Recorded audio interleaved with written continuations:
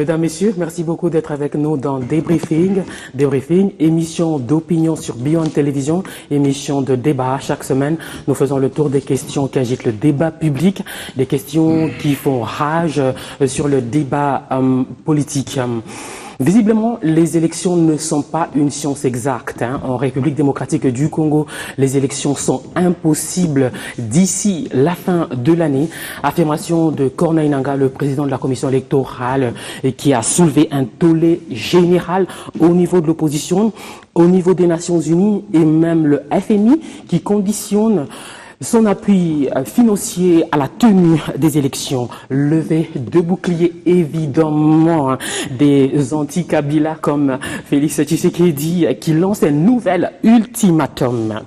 Les fonctionnaires de l'État qui déchantent, c'est le cas de le dire, ils redescendent sur terre, pas de réajustement salarial au taux du jour au mois de juillet. Comme promis, les syndicats qui menacent de débrayer pour protester.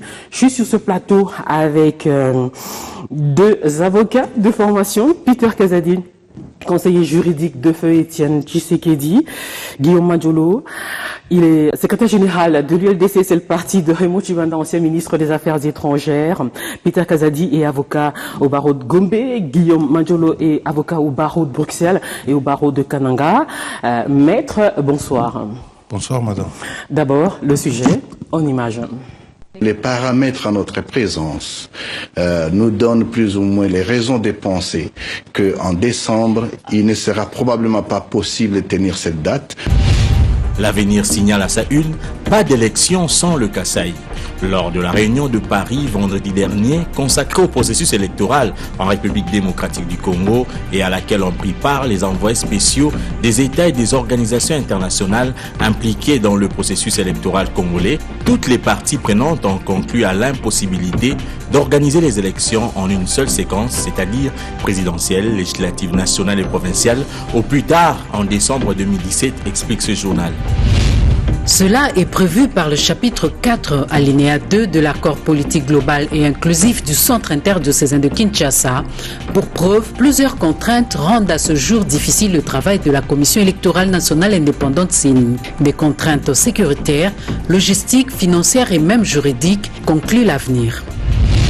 Difficile conjoncture économique en RDC, la vie économique écrit à sa manchette prix, spéculation et ou anticipation.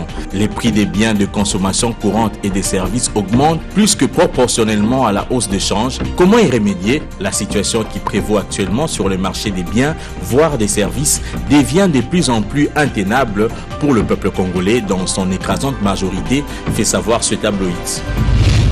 En effet, tout devient cher et partant inaccessible, qu'il s'agisse des produits alimentaires, des produits pharmaceutiques, le coût de facture de la SNEL et de la Régie des eaux, voire le tarif des transports en commun. Le Congolais ne sait plus tenir tête, les prix semblent évoluer plus vite que le taux de change, c'est ce qu'il convient d'appeler la spéculation des prix, conclut la vie économique.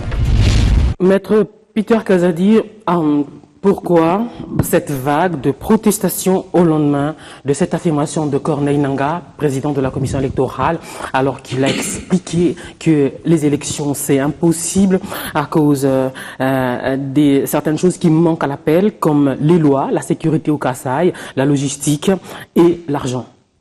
Pourquoi cette vague de protestation? C'est tout simplement parce que M. Nangaa va à l'encontre de l'opinion générale du pays. Ensemble avec les amis de la mouvance, nous avons convenu d'aller aux élections après avoir consenti que M. Kabila reste quelques jours encore, quelques mois, 12 mois, que nous puissions aller aux élections en décembre. Lorsqu'on négociait cet accord, M. Nangaa a été invité dans la salle, l'avis lui a été demandé. Il était d'accord avec nous qu'on pouvait tenir les élections de décembre de 2006 jusqu'en décembre 2017. Il y avait possibilité de tenir les élections. Et nous avons convenu d'aller dans cette voie-là. Les voilà aujourd'hui, à partir de l'étranger, ils lancent à la face du monde qu'il y aura impossibilité. Il y aurait impossibilité de tenir les élections de manière unilatérale. La date du 31 décembre au plus tard était convenue consensuellement. Ce qui fait que pour la remettre en cause, il fallait qu'on se retrouve encore dans un cadre consensuel pour voir, examiner tous les paramètres politiques, d'ordre légaux comme d'ordre légal comme vous venez de le dire. C'est prévu par l'accord. Qu'ensemble, on puisse déterminer cela. C'est prévu par l'accord. Une décision consensuelle pour un éventuel report des élections. Tout à fait. Ouais. M. Nanga n'a pas tenu compte de ça. Il annonce ça de l'étranger. Ça, c'est d'une part. D'autre part, M. Nanga fait le relais du pouvoir. Vous savez, je crois au mois d'avril, si j'ai bonne mémoire, ou de mai, M. Kabila, dans un journal allemand, avait dit qu'il n'avait pas promis au peuple congolais les élections, alors que les élections sont un droit constitutionnel pour les Congolais, y compris M. Kabila. Il a le droit de voter après 5 ans. Kabila a le droit de voter, tous les Congolais, nous avons droit. Voilà qu'un citoyen qui a le privilège d'être au sommet du pays puisse déclarer qu'il ne promet pas les élections. Et qu'aujourd'hui, M. Nanga répercute cela, ça ne nous étonne pas. Et par rapport aux contraintes invoquées, on va parler des contraintes un peu plus tard. Voulez-vous laisser Guillaume Manjolo réagir? Est-ce que vous les comprenez quand ils accusent Corneille Nangaa de torpiller l'accord de la Saint-Sylvestre? Non, je ne comprends pas. Je ne comprends pas pour plusieurs raisons. Vous savez, nos amis de l'opposition sont dans ce qu'on appelle la déraison permanente, l'impérissable déraison. Lorsque vous venez d'avancer une série d'éléments tout à fait factuels, à la fois liés à la situation sécuritaire, à la fois liés à la situation juridique, c'est-à-dire que les textes qui doivent prédisposer de la tenue des élections, et sans compter les aspects financiers. Ces éléments-là sont bottés en touche. Quand vous remontez les temps juste d'un an, vous allez constater qu'effectivement, au niveau de la cité de l'Union africaine, M. Nanga avait annoncé qu'il n'était pas possible, dans les contextes et les éléments à sa disposition, de tenir les élections avant novembre 2018. Tout le monde a hué. Non, c'est pas possible et tout ça. Finalement, par des compromis politiques, sans expertise matérielle, on s'est limité à pouvoir dire, voilà, on peut faire ça en avril 2018. Et les gens du rassemblement, l'aile qui était restée la plus salafiste, la plus dure, qui est délimitée, a considéré effectivement qu'on pouvait encore ramener ça un peu plus tôt, c'est-à-dire en décembre, à la suite de cette rencontre de la Cinco. Mais même en mettant ça en décembre, ils ont eu, en fait, la clairvoyance de pouvoir mettre dans les textes que si ça ne se tenait pas en décembre, on pouvait proroger, mais moyennant, tout simplement, conciliation de position et évaluation à la fois du CENSA, de la CENI et du gouvernement. Ce qui n'est pas le cas. Exactement. Mais qu'est-ce qui se passe actuellement, Madame Amina? On découvre qu'effectivement, il y a une pression extraordinaire sur Nanga par l'opposition, avec des déclarations tonitruantes, notamment celle consistant à pouvoir dire fin juillet, nous devons avoir les fichiers finaux tels que promis par rapport au processus. C'est selon le chronogramme de Nanga lui-même. Exactement. Il avait dit qu'on aurait un fichier au complet fin juillet 2017. Sommes-nous face au cas des forces majeures, oui ou non? Oui, nous sommes face au cas des forces majeures. Je pars du principe que lorsque les vies ont été éliminées, détruites au niveau du Kasaï, et que vos dispositions de la Cinco ne tiennent pas compte de cette situation particulière qui est la situation du Kasaï, ça pose un problème à la fois des consciences nationales et des gestions d'un État. Le pouvoir pour le pouvoir, les élections pour les élections, très bien. Mais moi, la prééminence de la vie humaine en ce qui concerne l'espace Kasaï est prioritaire et doit être prise en considération au-delà de vos conventions de la Cinco. Dans la mesure où aujourd'hui, plus de 10% quasiment du potentiel électoral de la RDC, c'est les Kasaï. Et dire ne pas faire participer les Kasaï dans les processus, ça pose un problème. Et d'ailleurs, qu'est-ce qu'on a constaté? Qu'une série de gens qui sont partis pour commencer le processus d'enrôlement au Kasaï, notamment la CENI, ont été attaqués, beaucoup ont été tués. Sans compter d'ailleurs même au niveau des examens d'État simplement, des inspecteurs du ministère de l'Enseignement qui sont partis, beaucoup ont été décapités. Donc, partant de là... L'examen d'État s'est déroulé normalement dans le Kasaï. Non, pas normalement, ça s'est déroulé avec du retard. Pas dans le même délai que les autres, parce qu'il fallait prendre d'autres précautions par rapport à ça. Pas dans le même délai que les autres. La plupart des centres avaient été fermés parce qu'il fallait garantir la sécurité. Souvenez-vous tout simplement qu'il y a des inspecteurs qui avaient été décapités. C'est une réalité. Okay. Donc voilà, partant de là, je pense que quand on a ces éléments matériels de cette hauteur-là, on doit sortir de la déraison, revenir un peu aux fondamentaux, c'est-à-dire la vie humaine, la sécurité, les éléments constitutif d'un vrai processus. Maintenant, la discussion, sincèrement, je vous dis, n'est pas à ce niveau-là. Parce que quand vous entendez les discours des uns et des autres, notamment de Félix Tshilombo, qu'est-ce qu'il dit?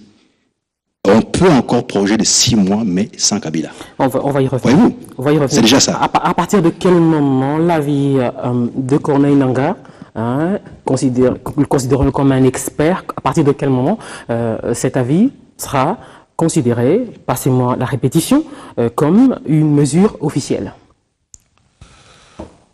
Je vous ai dit que l'accord prévoyait un cadre dans lequel cette possibilité pouvait être envisagée. Mais étant hors la loi, ce qui caractérise les camps de M. Kabila, y compris M. Nangaa, ils se prennent pour des éliminés de ces pays, dépositaires de tout pouvoir divin, et ils disposent des vies des Congolais, et ils décident quand ils veulent, comme ils veulent, et imposent à la nation entière. Il faut un cadre de concertation. Absolument. CENI, CENSA et délégué au dialogue. C'est ce que l'accord prévoit. Est-ce que c'est faisable? Vous serez prêt à aller à ce genre de discussion? Je suis en train de répondre. Vous voyez, ils ont dévoyé l'accord. Kabila lui-même en tête a mis une croix sur l'accord. Au jour d'aujourd'hui, en quoi faisant? En nommant par exemple quelqu'un qui n'est pas issu du rassemblement, en signant des engagements particuliers à la place des arrangements particuliers tels que prévus sous la médiation de la CENCO. Ici, les évêques ont dénoncé ces faits-là. Ils ont dit que M. Kabila a fait l'entorse à l'accord. Je ne vois pas dans ces pays quelqu'un qui a encore un niveau de morale ou de moralité aussi élevé que les évêques. Lorsqu'ils condamnent quelque chose, ça veut dire que c'est avec raison qu'ils ont dit ça. Mais vous verrez les amis qui sont en déraison permanente, comme on est en train de nous imputer ici, ils voient ce qui est rouge et ils appellent noir. Ce qui est blanc, ils disent que c'est jaune. Donc ce sont eux qui déraisonnent de manière constante. Et non seulement ils déraisonnent, mais ils font ça volontairement pour faire mal à la population. Alors pour vous, il faut oublier l'accord de la Saint-Sylvestre? Non, madame. Vous avez dit que il a trop parlé. Laissez-moi j'essaie de vous comprendre. Il a dit, il a avancé des raisons d'ordre sécuritaire, d'ordre légal. En 2006 et 2011, il y avait la guerre à l'est du pays. C'est cette partie-là de l'est du pays où il y avait plus d'électeurs. On les a enrôlés dans un climat de guerre où on décapitait les têtes des gens, où on tuait en masse, des massacres, des génocides. Ils ont fait les élections malgré cet état des choses. Cette fois-ci, et même créé la situation de désolation dans les Kasaï, ils avancent ça comme une raison pour qu'on retarde les processus des élections, ce qui est malheureux. Nous comprenons tous ces plans. Nous disons que si l'accord est respecté aujourd'hui, nous sommes, nous, rassemblement, puisque c'est nous qui vivons avec cette population, nous sommes capables d'aller dans la partie où ils ont sémé la désolation, y remettre de l'ordre et respecter les délais convenus. C'est ce qu'ils ne veulent pas comprendre. Alors, il a parlé de 6 mois que Félix Tshisekedi a envisagé. Mais oui, lorsque nous nous rendons compte, puisque aujourd'hui le problème dans ces pays c'est Kabila. C'est Kabila qui bloque la vie nationale. Lorsque Kabila bloque, il faut qu'on le mette de côté avec des gens de bonne foi. Dans un délai de 6 mois seulement, nous aurons des élections. Félix Tshisekedi a dit qu'il ne peut pas parler de report sans fixer une date. Comment fixer une date? Nous imaginons que vous êtes d'accord avec ce report à votre corps défendant. Mais comment fixer une date? Nous ne sommes pas d'accord avec les reports. Malgré vous. Ne mettez pas dans ma bouche ce malgré que je vous, n'ai pas dit. J'ai compris, malgré vous. Nous ne sommes pas d'accord. Pour nous, la date du 31 décembre demeure. Au plus tard, le 31 décembre, nous devons avoir les élections. S'il n'y a pas élection, M. Nangaa avoue son incompétence, il démissionne. M. Kabila avoue son incompétence, il démissionne. Et quand ils se seront démis de leurs fonctions, nous allons, le peuple congolais, nous allons nous prendre en charge et organiser les élections dans un délai de 6 mois. C'est ce que Félix Tshisekedi a voulu dire. Oui, je reviens sur ma question. Ce cadre de concertation CENI, CENSA, délégué au dialogue pour fixer... Mais ça n'existe pas. L'accord a été mis en mal par Joseph Kabila. Ça n'existe pas. Il va se réunir avec qui? Les évêques qui avaient reçu une mission dans l'accord de veiller sur les processus. Le CENSA n'est pas mis en place. Et le CENSA, animé par le président du Conseil des sages des rassemblements n'est pas là. Kabila aujourd'hui se retrouve comme seul maître à bord, il décide sur nos vies comme il veut avec toute la petite bourgeoisie autour de lui qui jouissent de nos richesses. On comprend un peu plus facilement, hein. On pensait que pour vous il était question d'une voie de sortie, hein, vers un cadre de concertation pour trouver une date. Il n'en est pas question. La voie de sortie aujourd'hui, c'est que Nanga qui a avoué son incompétence démissionne. M. Kabila qui fait obstacle à la vie de la nation démissionne et que les choses reviennent entre les mains des Congolais. Nous allons nous organiser pour aller aux élections. Alors, cette petite phrase qui résume tout ça de Félix Tshisekedi, s'il n'y a pas élection avant le 31 décembre, Joseph Kabila ne sera pas non plus président. Guillaume Manjolo. Oui, c'est une sorte, en fait, c'est donner à la vanité une façade morale. On est là-dedans. Dire, moi, je décide en tant que, je ne sais pas qui exactement. Congolais. Oui, bon, moi, Congolais, je décide. Congolais. Voilà, moi, leader congolais, ou ajouter encore à des titres. Moi, leader congolais, je décide que tel doit quitter le pouvoir parce qu'il n'a pas rempli telle fonction. Puisqu'il est incompétent. Au départ d'une disposition personnelle. Autant que Nanga a décidé que les élections, c'est impossible en décembre. Mais oui, mais vous savez, il y a la procédure. Nanga fait une déclaration. Il doit déposer cette déclaration devant les structures compétentes, c'est-à-dire les corps qui doivent devoir se réunir pour discuter de la faisabilité ou non de ces élections devant à date. Devant le CENSA qui n'existe pas encore. C'est ce que je suis en train de dire. C'est-à-dire que ça arrivera pour l'instant, c'est juste une déclaration dans les cadres d'une question qui lui avait été posée. Mais simplement pour revenir à l'essentiel. Ici, il est posé un principe de l'autorité absolue des droits divins dans les chefs de certaines personnes, notamment les patrons de l'UDPS qui estiment qu'ils peuvent déclarer demain que telle personne doit quitter tel poste, tel autre doit quitter tel poste. Parce qu'il l'a dit ici, Joseph Kabila et son entourage ont mis à mal l'accord de la Saint-Sylvestre. Oui, mais Madame Mamina, donc vous partez du principe que le fait qu'un accord ou une disposition quelconque de la République n'ait pas été respectée ou totalement respectée, partant de là, vous décidez, vous, je ne sais pas par quelle magie, par quel titre qui vous est conféré par qui, à dire dorénavant c'est comme ça. Mais qui vous donne ces droits-là? Alors, la prochaine étape... Oui, mais attendez, moi, j'ai pas à pouvoir répondre à vos questions. Vous avez débattu quasiment avec Mme Amine, laissez-moi continuer. Alors, à partir de quel moment ce report devait être officiel? Mais il faut déjà qu'on puisse revenir aux fondamentaux. Quels sont les fondamentaux? On a un texte qui s'appelle l'accord de la CENCO qui est enrobé ou qui doit respecter la Constitution. Jusque-là, on n'a pas dit qu'on avait neutralisé la Constitution au profit d'un accord ou de dispositions individuelles sortant de je ne sais pas d'où, de quelles compétences divines qu'on peut déclarer ici ou là et faire appliquer ces compétences-là. Non, je suis désolé. À la fois, un soupçon ou une lumière de bonne foi déclare qu'effectivement, il n'est pas possible de tenir les élections en 2017 décembre, et par conséquent, on propose même 6 mois de rallonge, eux-mêmes, ayant conscience des difficultés pour tenir les élections dans le délai imparti, notamment par la CENCO. Ils sont conscients de ça, parce qu'ils nous auraient pu dire Joseph Kabila part demain, Nanga part demain, nous, en décembre, on tient les élections. C'est pas possible. C'est pas tenable. Le fait de commencer simplement l'enrôlement dans l'espace Kasaï maintenant, il faut 3-4 mois pour pouvoir finaliser. Avec tout ça qu'on porte en difficulté. 3-4 mois. Et rien que ça, c'est impossible. Alors, cette petite conscience qu'ils peuvent avoir de temps en temps, cette petite lumière qui peut survenir dans leur esprit lorsqu'ils sont enivrés par le pouvoir ou les besoins du pouvoir, leur commande de pouvoir dire non, effectivement, il faudrait 6 mois de plus. Très bien. Partant de là, madame, partant de là, comment voulez-vous aujourd'hui qu'on soit sur les plateaux de télévision en train de discuter d'une position qui est prise par un groupe politique, aussi célèbre soit-il, qui est devenu quasiment l'outil de gestion de la République en disant nous avons décidé que si tel acte n'est pas posé, par conséquent, voilà la solution qu'on propose. Nous, on propose la solution. Mais non, c'est pas comme ça. Vous parlez de l'UDPS. Bien entendu. Que le pouvoir en place a pendant longtemps considéré comme la mariée, l'UDPS veut ci, l'UDPS veut ça, pendant qu'on préparait le premier dialogue. Vous vous rappelez? Oui, je me rappelle bien entendu, mais le problème c'est quoi? C'est pas seulement le premier dialogue.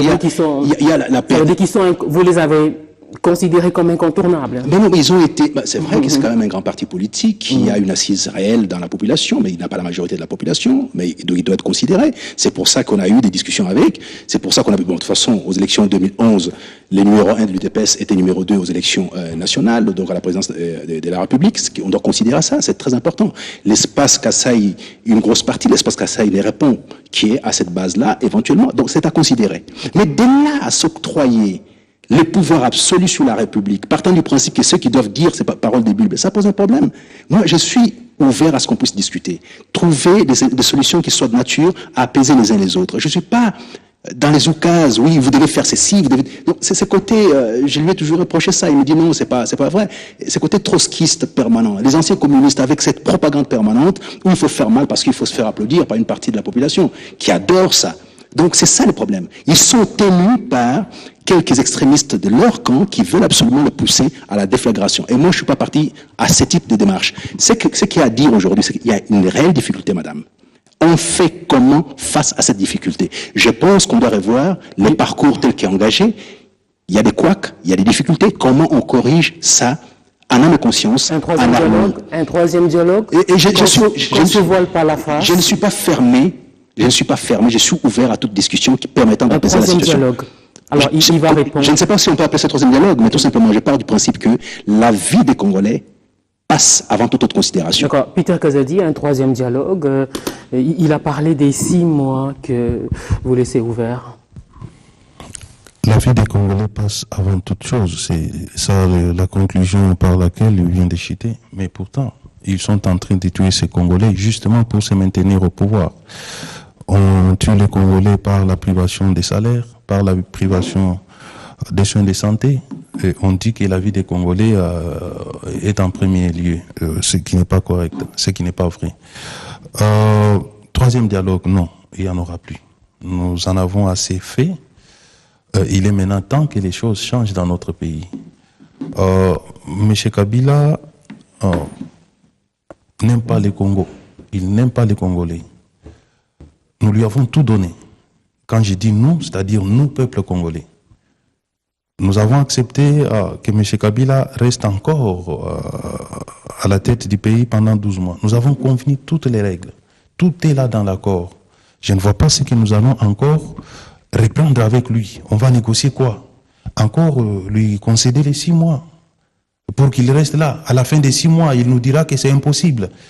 Ce qui compte pour Maître Mandjolo, c'est qu'il soit au pouvoir, même si la population souffre. Alors admettons que Joseph Kabila quitte le pouvoir au 31 décembre, comme vous le souhaitez. Ça va se passer comment? Nous le souhaitons que ça soit par la voie des élections. Vous envisagez ça comment? De toute façon, M. Kabila a fini déjà son second et dernier mandat. Il était resté là pour qu'ensemble, d'après ses souhaits, d'après ce qu'il a dit, qu'il voulait laisser le pays en paix. Et nous avons convenu que dans les 12 mois, on pouvait aller avec lui aux élections. Dans l'accord, il est clairement dit que M. Kabila ne sera plus candidat. Ça, c'est clair. Alors, ces candidats, c'est cette personne qui ne sera plus candidat... il dit que l'accord ne prime pas sur la Constitution? Non, mais c'est encore une utopie, puisqu'ils ont violé cette Constitution de fond en comble, sur toute la ligne. Et aujourd'hui, pour besoin de la cause, il s'accroche à la Constitution. La Constitution dit que le président de la République a un mandat de 5 ans renouvelable une seule fois. La même Constitution dit que les élections doivent être organisées présidentielles, je veux dire, 3 mois avant la fin du mandat du président en exercice. Aujourd'hui, nous en sommes où? Qu'est-ce qu'il dit de ces dispositions constitutionnelles? Alors, et même lorsqu'ils ont voulu se servir de la Cour, puisque je sais quand il va prendre la parole, il va dire que non, la Cour constitutionnelle avait tranché. Cette Cour a siégé encore dans les constitutionnalités, en violation de la Constitution qui prévoit que la Cour ne peut siéger valablement à défaut de 9, mais au moins à 7. Ils avaient siégé à 5. Donc, ils violent et la Constitution et les lois de la République pour justifier leur présence au pouvoir. Okay. Alors, Guillaume Mandjolo, pour ils tiennent à ce que Kabila parte du pouvoir au 31 décembre prochain s'il n'y a pas d'élection. Comment va-t-il partir? Il dit par les élections. Oui, mais c'est ça qui est incongru. Or, il a dit qu'il n'y a pas d'élection. Non, mais Maître Peter Kazadi... S'il vous plaît, madame, il faut que j'éclaircisse sur ce point. J'ai dit que nous souhaitons que M. Kabila parte après les élections. C'est ça l'hypothèse la plus idéale. Et ces élections doivent avoir lieu au 31 décembre. Si au 31 décembre, M. Kabila ne parvient pas à nous offrir les élections, il doit quitter les pouvoirs. Alors je vous ai posé la question, comment va-t-il quitter s'il n'y a pas il démissionne. Okay. Il démissionne. Kabila et s'il refuse de démissionner, le peuple congolais va les contraindre en vertu de l'article 64 de la Constitution. Joseph Kabila devra démissionner. Oui, mais c'est ça l'incongruité, je disais tout à l'heure, de la position assez délicate qu'opte Maître Peter Kazadi, dans la mesure où il nous dit Joseph Kabila doit partir en décembre s'il n'y a pas élection. Et en même temps, eux-mêmes disent il faut absolument... S'il n'y a pas élection, ils démissionnent. Oui, eux-mêmes disent que les élections ne peuvent être possibles que 6 mois après décembre, parce que c'est ce qui est proposé. C'est ce qui est proposé par vous. Laissez-moi finir. Ne revenez pas quand même. Non, il y a des choses que vous avez dites ici que je n'ai pas interrogé. Il a dit Joseph Kabila devra démissionner s'il n'y a pas élection. Très bien, mais en même temps, ils disent que eux, s'ils prenaient le pouvoir aujourd'hui, c'est pour tenir les élections. Reprendre à zéro. Oui, bien entendu. C'est pour tenir les élections 6 mois après décembre. Donc c'est pas aujourd'hui. Par conséquent, attendez. Vous avez une difficulté extraordinaire de vous tenir. Non, mais parce que s'il vous plaît, je connais votre technique. Très bien. C'est ceux qui l'ont compris. C'est pas forcément peut-être ça, mais ceux qui l'ont compris. Expliquez-mieux, je comprendrai mieux alors à ce moment-là. Bon, voilà. Donc, partant de là, vous savez, vous êtes parti d'une nature tout à fait objective et vous sommes dans l'inquisition. Bon, pour l'instant, si je comprends bien, parce que les questions vous sont posées, il n'y a plus d'accord, il n'y a plus de constitution, qu'est-ce qu'il y a? Ah oui, mais il y a quelque chose qu'il faut dire ici. Il y a les hadiths, délimités. Limité à décider. Les peuples feront ceci. Limité à décider. On est dans les hadiths. C'est que les prophètes ont décidé qu'ils n'étaient pas les sourates. Un parti politique dans tous les pays du monde, c'est d'abord une affaire de prise de position. Oui, mais je veux bien. Les prises de position.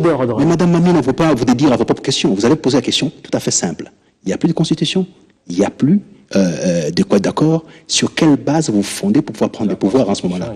Maintenant, vous dites qu'il n'y a plus. Non, elle n'a pas été respectée depuis très longtemps. Il a dit violer la Constitution. Mais quelle est cette base légale? Il n'a pas dit qu'elle était morte. Oui, mais quelle est cette base légale qui leur accorde le pouvoir ou les droits des 5 appareils du pouvoir? L'article 64. Oui, alinéa 1er ou 2? Premier. Ah bon, 2, c'est dit quoi? Ça complète le premier. Non, 2 dit simplement que vous êtes en train de monter un coup d'État. C'est ça qu'il dit. Si, alors, 64 est lié à 5 avec le mode par lequel on a notre pouvoir, c'est-à-dire que le suffrage et les élections. Comment s'en sortir? Non. On en est à comment s'en sortir? On est à comment s'en sortir. Et c'est ce que je viens de dire tout à l'heure. Il a dit pas question de troisième dialogue. Non, mais il est dans le faux complètement. Il sait très bien qu'ils ont besoin de pouvoir discuter. C'est son point de vue. Non, mais ce sont des enchères. Le point de vue, c'est un positionnement. Quand on regarde dans la même direction, on voit différemment la chose. C'est pas quelque chose de différent. Ça serait une opinion. Non, ce que je veux dire, c'est ceci, madame.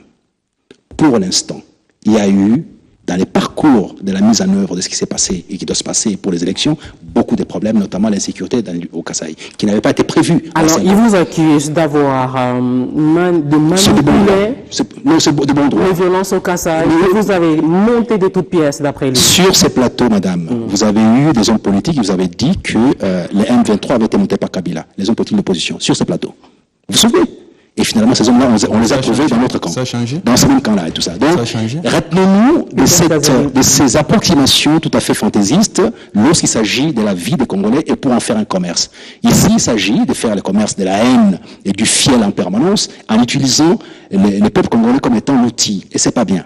C'est pas bien. C'est même pas raisonnable et c'est pas intéressant. Ce qui m'intéresse ici aujourd'hui, c'est quoi? Comment on fait dans les cas actuels des choses? Un cas pratique nous est posé. On ne peut pas tenir les élections en décembre et tous les éléments qui concourent à pouvoir présenter la situation telle qu'elle sont là. De leur côté, de notre côté. Ils proposent 6 mois après, mais sans Kabila. C'est ce qu'ils proposent. En fait, leur solution, c'est celle-là. 6 mois après, mais sans Kabila. C'est une alternative. Voilà. Donc, c'est une proposition qui peut être discutable. On va discuter maintenant pour dire, ben voilà, très bien, votre position. Donc, vous êtes conscient que c'est au pire. Oui, mais ils s'attendent à la démission de Joseph Kabila. Mais madame Mamina, il n'y a pas élection au 31 décembre. Cette assertion veut dire quoi exactement? Si on ne tient pas en décembre, on postpose de 6 mois. Donc, on a conscience qu'on ne peut pas tenir ça en décembre. Très bien. C'est ça, tout simplement. Alors, partant de là, quelle est la solution? Leur solution, c'est sans Joseph Kabila. Nous, on dit, non, c'est pas comme ça, parce qu'en ce moment, on serait complètement en dehors de la Constitution. Et on fait comment? Regardons ce que nous recommande la Constitution, et comment est-ce qu'on peut, entre nous, voir arrondir les angles, trouver les ajustements raisonnables, de sorte à ce que les pays ne partent pas en perdition, qu'on ne puisse pas exploser, devenir la Somalie. entre vouloir tout exploser sans savoir la suite, parce que vous vous mettez en position de dire, voilà, on va évoquer 64, très bien, vous n'êtes pas seul dans la République. La République est composée de plusieurs tendances. Il n'y a pas une tendance aujourd'hui qui soit de nature dominante absolue. Donc, toutes les tendances se valent à un moment donné. Et la réaction des uns par rapport à l'action des autres, on ne sait pas la mesurer au jour d'aujourd'hui. J'ai très peur pour mon pays parce que la plupart des prédateurs n'attendent que ça. Qu'on crée un conflit interne, comme ça, ils se votent sur la RDC pour éventuellement la DPC. Il ne faut pas donner cette opportunité-là. Il nous a donné aujourd'hui la possibilité de continuer à discuter pour trouver une issue heureuse. Je suis de ce principe-là. Je pense que Peter Kazadi et moi, on peut s'asseoir pour discuter sans parti pris. Il peut me rapprocher une série de choses. J'accepte, je peux comprendre. Mais en même temps, ce qui m'intéresse le plus, quelle est l'issue qui soit de nature heureuse pour toute la République et toutes les parties prenantes. L'année dernière, on a vécu le même scénario, des ultimatums au mois de septembre, puis au mois de décembre, beaucoup de tensions, beaucoup de psychose. C'est l'histoire qui se répète. L'année passée, il ne faut pas se voler la face. Vous avez échoué.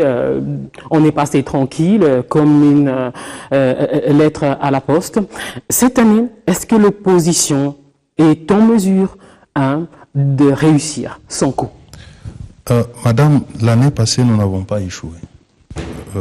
Il y a eu glissement. Non, écoutez. Il y a eu glissement ou pas? Je m'explique. Nous n'avons pas échoué. Le mot d'ordre était que Kabila devait quitter les pouvoirs le 19 décembre conformément à la Constitution. Le même Kabila a été saisir les évêques catholiques qui sont venus à notre direction. Ils ont pesé de tout leur poids. En dépit de notre résistance et notre refus de négocier avec Kabila, ils nous ont convaincus et nous les avons compris en tant que des pères spirituels. Ils nous ont proposé une piste de solution où nous devions passer cette date en douceur. Le concert des casseroles, c'était quoi au soir du 19 décembre? C'était pour marquer la fin du mandat de M. Kabila et aussi marquer la nouvelle époque qui commençait. Saluer l'avènement du glissement. Oui, bon, on peut appeler ça glissement, mais c'était un glissement convenu. Okay. Sur base de la médiation de la CENCO. Ça aurait été un échec si, sans cette médiation, Kabila restait au pouvoir jusqu'à aujourd'hui, nous allions reconnaître notre échec. Mais ici, Kabila a envoyé les évêques. Nous étions dans un processus de dialogue où les points de convergence, certains points de convergence ont été annoncés, qu'il fallait tenir une période transitoire de 12 mois. Maintenant que M. Kabila vient d'éprouver à la face du monde, puisque aujourd'hui, la communauté tant nationale qu'internationale sait que Kabila est animé de mauvaise foi. Il a trompé la bonne foi des évêques, il a trompé la bonne foi de nous, ses partenaires politiques. Aujourd'hui, nous ne voyons plus comment nous pouvons discuter avec lui. C'est la pression qui peut le faire partir. Absolument. Tenir à ce qu'il parte. Il faut une... Bon, s'il a encore les cœurs sensibles, il peut démissionner. On sait tous qu'il ne démissionnera pas. C'est ça, madame. Sauf imprévu. Comme d'ailleurs vous faites bien, moi aussi, je vois qu'il ne démissionnera pas. Je dis sauf imprévu. Je dis qu'il ne démissionnera pas, sauf imprévu. Tout à fait. Je sais. Maintenant, nous allons dans l'hypothèse où il refusait de démissionner. Jusqu'où ira votre pression? Nous allons sensibiliser notre peuple et ce que nous sommes en train de faire. Nous sommes dans la Constitution n'a pas été abrogée en dépit de ces multiples violations par M. Joseph Kabila et sa famille politique. L'article 64, que mon ami semble ne pas bien maîtriser la compréhension, dit dans les premiers alinéas, on demande au peuple de s'opposer à tout individu ou groupe d'individus investi du pouvoir légal, mais qui exerce ce pouvoir-là en violation de la Constitution. Je suis tout à fait d'accord. C'est le cas actuel. Le deuxième alinéa dont il parle, on interdit de s'attaquer à des institutions légalement constituées. Au jour d'aujourd'hui, le pouvoir de M. Kabila tenait de l'accord. Lui-même a violé l'accord. Lui-même a violé la Constitution. Il est en dehors de la légalité. Donc cette disposition-là ne peut pas être mise en mouvement aujourd'hui, puisque la première disposition, nous sommes dans la première disposition où M. Kabila, reconnu par tous comme chef de l'État, mais aujourd'hui il s'accroche au pouvoir en violation de la Constitution. Voilà. C'est ce que vous devez comprendre et c'est ce que notre population sait. Elle va agir sur base de cette disposition constitutionnelle pour parvenir à faire comprendre à M. Kabila qu'il est en violation de la Constitution, lui et sa classe politique qui les soutient aveuglément, qu'ils puissent se démettre et laisser les pays en paix. Je l'entends dire, puisque Félix envisage 6 mois de transition qui ne sont pas à confondre aux 6 mois supplémentaires. Ici, aujourd'hui, Nanga est en train de saboter le processus électoral. Vous vous imaginez, madame, là où Nanga, dans ses prévisions, il dit que c'est 6 mois pour l'enrôlement, il fait 8 mois. Là où il faut mettre autant d'intrants à la disposition des agents qui travaillent pour une population, par exemple, estimée dans un bureau de vote à 100 000, M. Nanga envoie 6 000 cartes pour enrôler seulement 6 000 sur les 100 000. Donc, il est en train de jouer avec les vies des Congolais. Aujourd'hui, les policiers qu'on a placés dans les centres pour sécuriser les opérations, ils font payer, ils monnaient. Alors, les gens se découragent. Il a dit qu'il y a des problèmes logistiques. J'ai dit, tout est mis en place pour saboter les processus. Raison pour laquelle, lorsqu'ils se seront démis de leurs fonctions, nous allons reprendre à zéro. Alors pour nous, dans cette hypothèse-là, nous n'avons besoin que de 6 mois pour aller aux élections. Point barre. C'est ce que nous voulons dire. Alors, donc, il ne s'agit pas, contrairement à ce qu'il dit, comme si, comme si on a besoin de 6 mois supplémentaires à ce que Nanga est en train de faire. Nanga ne fait rien à ce stade, il obstrue tout. Je parlais de cette opposition. Est-elle en mesure de faire bloc aujourd'hui pour constituer une force afin de réussir à faire partir Joseph Kabila, puisque c'est ça votre objectif, puisqu'à l'opposition, aujourd'hui, vous ne savez même pas vous regarder dans les yeux? Non, je ne sais pas de quelle opposition vous parlez. Nous avons toujours été forts. Nous avons toujours été unis. La vraie opposition, madame, c'est le peuple congolais. Ce ne sont pas ces individus qui se font corrompre midi et soir. C'est le peuple affamé. C'est le peuple qui souffre. Aujourd'hui, on vous débauche à tour de bras. C'est ce que je voulais dire. Et ça vous fragilise. Non. Ah oui. C'est ce qui fait, par exemple, chez nous à l'IDPS. Et certains sont à l'étranger, ils sont opposants des réseaux sociaux et des médias étrangers. Ils contribuent au combat. Laissez-moi vous donner la réponse à votre question. On nous débauche. Prenons le cas de l'actuel Premier ministre. Il était avec nous. Vous le connaissez bien. Aujourd'hui, il est parti au pouvoir. Il est parti seul. Mais il se dit du rassemblement. Oui, mais il se déclare, mais en réalité, il ne représente plus rien sociologiquement. Ça, c'est vous qui le dites. C'est moi qui le dis puisque je le connais.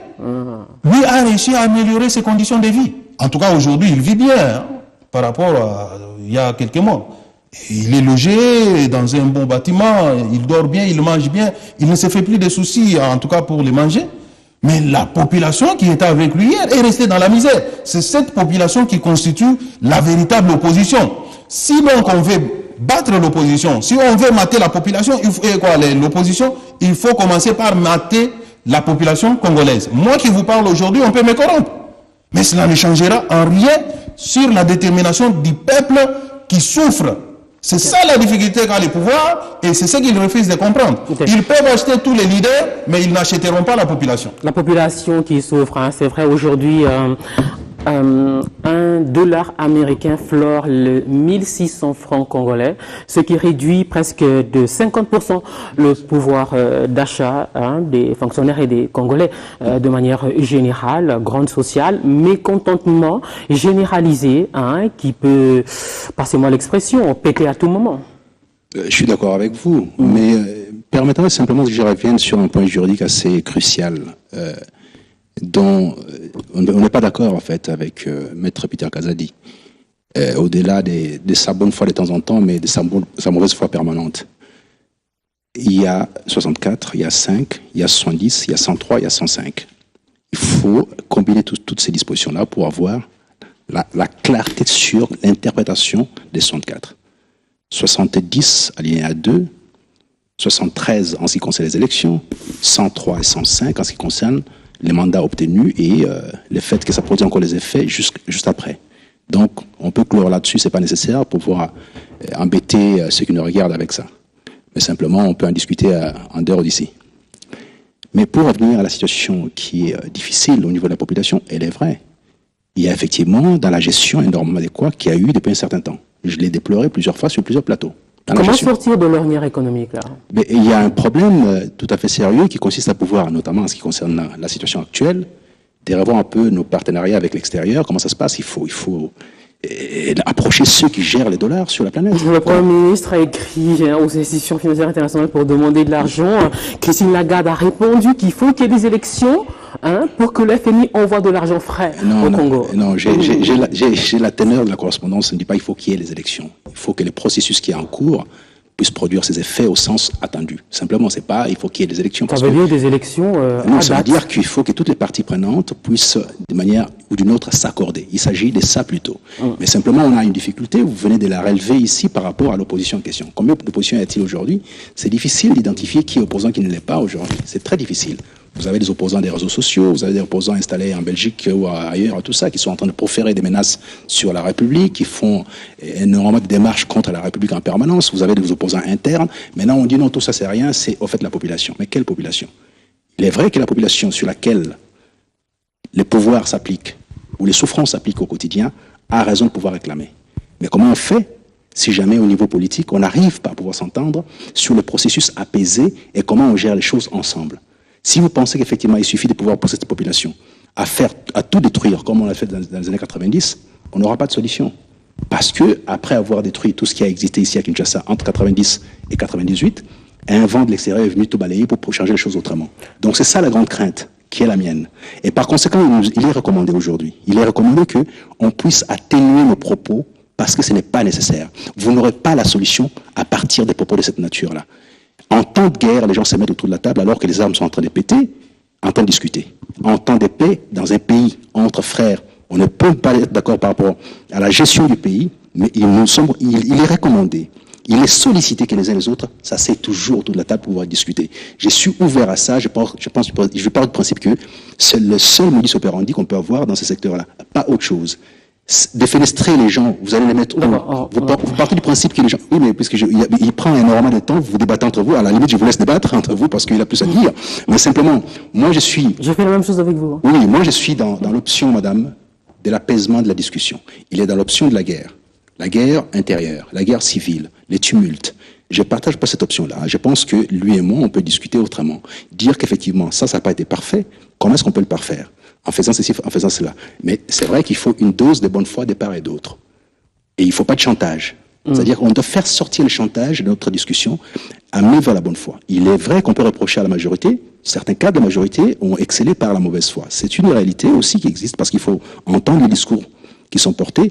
Je ne suis pas partisan des faucons. Je suis partisan, pas des colombes non plus. Mais il faut un juste milieu, là, entre deux. C'est entre deux que je requiers en permanence. C'est nécessaire pour la sauvegarde de la République.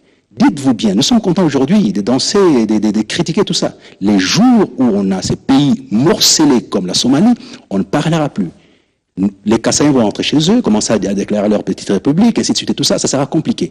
C'est maintenant ou jamais. Ne donnons pas l'occasion à ceux qui nous regardent à l'extérieur, avec juste une envie, venir récupérer des morceaux de terre avec le Qaïda et tout ça. C'est ce qui va arriver si on ne fait pas attention.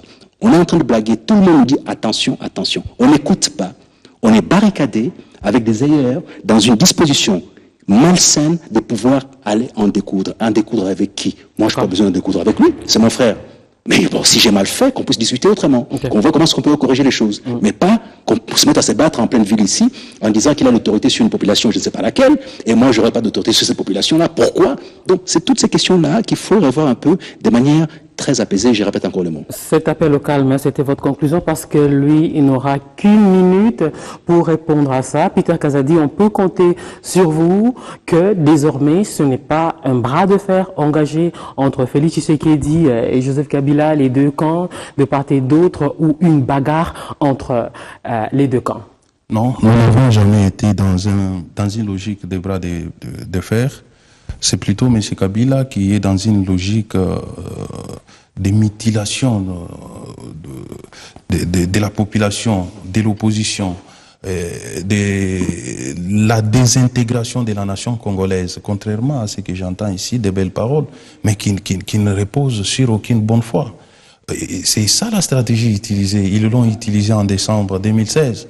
Ils ont réussi ce qu'ils voulaient. Aujourd'hui, vous nous qualifiez ici d'avoir échoué à cause des propos que je venais d'entendre. C'est notre pays, il faut qu'on aille quand même trouver un compromis. Et finalement, on a les compromis pour l'appliquer, ça devient compliqué. Et c'est les peuples congolais qui meurent. Ce sont les fonctionnaires qui demeurent aujourd'hui un pays avec un salaire de misère. Pendant ce temps, M. Kabila et les siens, et lui, et mon confrère, puisqu'il participe aussi à ses pouvoirs, il est bien, il vit bien, il a une bonne mine. Raison pour laquelle il ne voudrait pas voir ce régime à un moment donné s'arrêter. La population souffre. S'il aime le Congo, il doit constater que son action politique n'apporte aucun bonheur au peuple congolais. M. Kabila, s'il aime le pays, il doit constater qu'après 16 ans de pouvoir, il n'a rien apporté au pays et qu'il est temps maintenant qu'il puisse laisser la place à d'autres Congolais. Et cela ne demande pas à ce que nous puissions aller dans la rue pour lui faire comprendre. Si nous sommes donc contraints d'aller dans la rue, c'est puisqu'il marque une résistance, un refus, sinon il nous prend tous pour des imbéciles, ce qui est inacceptable. Les deux camps, ceux qui nous suivent, attendent de vous que vous nous promettiez que vous allez nous mettre à l'abri des affrontements et des confrontations qui vont mettre le pays à feu et à sang.